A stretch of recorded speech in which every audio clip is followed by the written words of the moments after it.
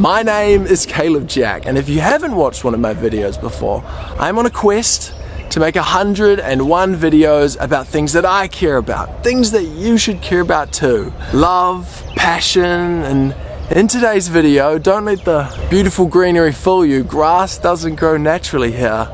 I will be exploring the extremely controversial 2022 World Cup. As the World Cup in Qatar looms closer, The legacy of staging this year's World Cup in Qatar was once again brought into question. The state of Qatar says it has nothing to apologise for. Ever since 2011, when we saw FIFA award Qatar the World Cup, the joy was shrouded in controversy. The winner to organize the 2022 FIFA World Cup is Qatar. While a state celebrated, fans were left in disarray, questioning the ethics and processes of selection. However, this corruption is an age-old tale, and it was almost no surprise these allegations once again came to light. What did spur a further spiral down for the Qatar World Cup was the dismissal of Sepp Blatter and UEFA President Michel Platini on terms of fraud and corruption. These events brought into question FIFA's money laundering, criminal mismanagement and treatment of our sport. But football, right?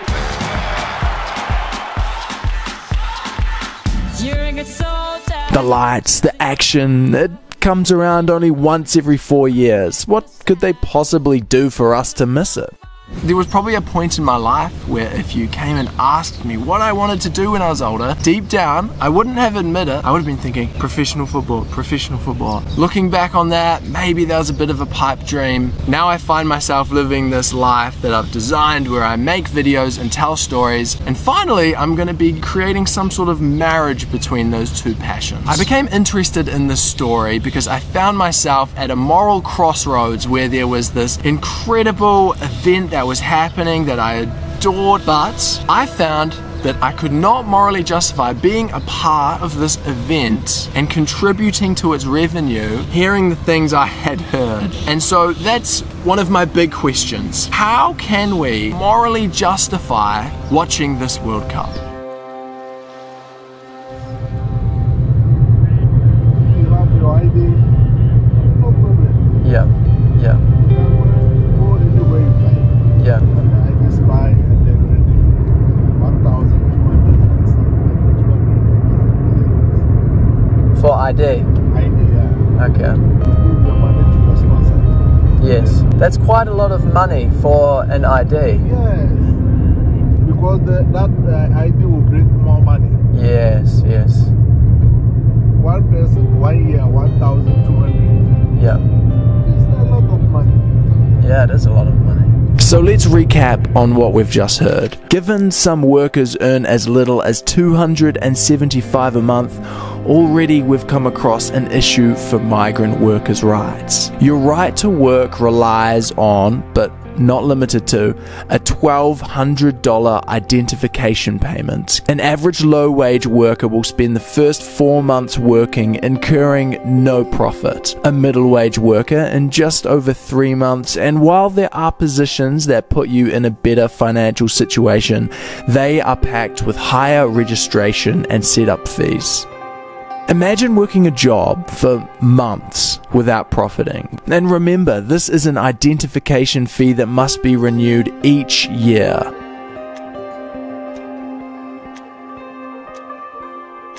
This is not an ethical or sustainable employment practice, especially for the world's greatest sporting event. They can also seem to fork out a $277 million contract for one good-looking individual.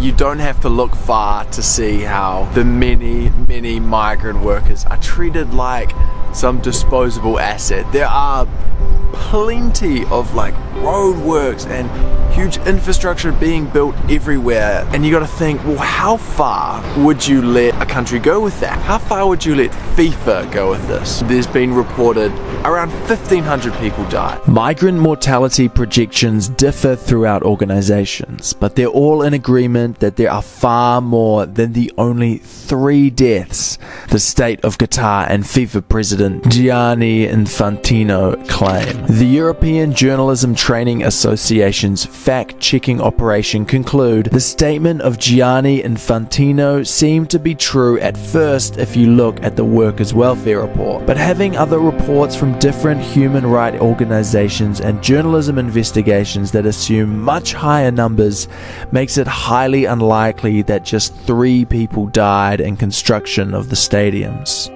We identify a significant gap between the reports, indicating that the claim of Infantino may not be true. Would you be watching the World Cup if 5,000 died? If 10,000 died? Where do you draw the line? So I've just got out of the Uber. I'm currently making my way to the subway. I can't express how hot it is. If anyone was working in this, consequences would not surprise me at all. I feel like wheezy and like claustrophobic. You just cannot escape the heat. What I'm trying to say is I'm miserable right now. And you would think that the World Cup would be chosen in one of the most like tourist-friendly destinations. So here we are on the footsteps of the Al Thumama Stadium, one of 7 stadiums that have been refurbished or completely built for the Qatar World Cup. Of all the world-class stadiums in Qatar, 1 is upcycled and will be fully dismantled, 2 were refurbished, and 5 built from the ground up, largely contributing to Qatar's 2022 price tag of $200 billion. It's a running story in international sporting events that the years passing after the event, the infrastructure that is built degrades over time and lacks use. Any country, of course, would love to host the World Cup. I believe it's FIFA's ill decision making that is going to negatively affect Qatar. The question is, will this huge new transport and roading infrastructure become a burden to Qatar's small population? Or maybe the question is, how long will it take? The environment needs to be at the forefront of decision making, but I don't think anyone thinks Qatar was the best choice. I don't think anyone thought FIFA were well informed when they chose a country where grass doesn't grow naturally. Corruption of the best, the richest, the most important is the absolute worst for everyone. For these guys who are just, they're just coming here to play football. For Qatar, who are just grasping at the opportunity of hosting a huge sporting event which will boost their tourism. But us as the consumers of the product that FIFA are creating, we have the unique position to sort of dictate our demands, and if they are giving us a product that we're not happy with, then they'll stop doing it. So the corruption, the ill-fated decisions, they're also on us. And this is the side of it they didn't want to include us in. The photos they didn't want you to see. The situations we shouldn't stand for. Because if people dying, environments being degraded, and corruption prevailing is not a fucking outrage, then what is it? We have to be angry. We have to do something. Just because they're hypocrites and they'll pretend there's nothing going on doesn't mean we should subside our values. No, Beckham, this isn't perfection. Far from it. Though perhaps it is for the elite. But for the rest of us, this is a business marred in moral issues that we should simply not be comfortable supporting. There are alternatives, and there has to be a future where every sporting event isn't some big controversy. So here's what we can do. Vent your outrage to other fans, because nothing strengthens corruption as much as silence. If you cannot make the sacrifice, just do so for the opening match at the least. Let's make it the least watched opener in World Cup history. Again, if you cannot fully boycott, do not pay to watch the games, unless you're doing so locally. Make sure FIFA and Qatar are not profiting off your participation. If if you choose to do so. There are suggestions everywhere on how to battle this moral dilemma, but at the end of the day, it's up to your discernment. What do you think is right?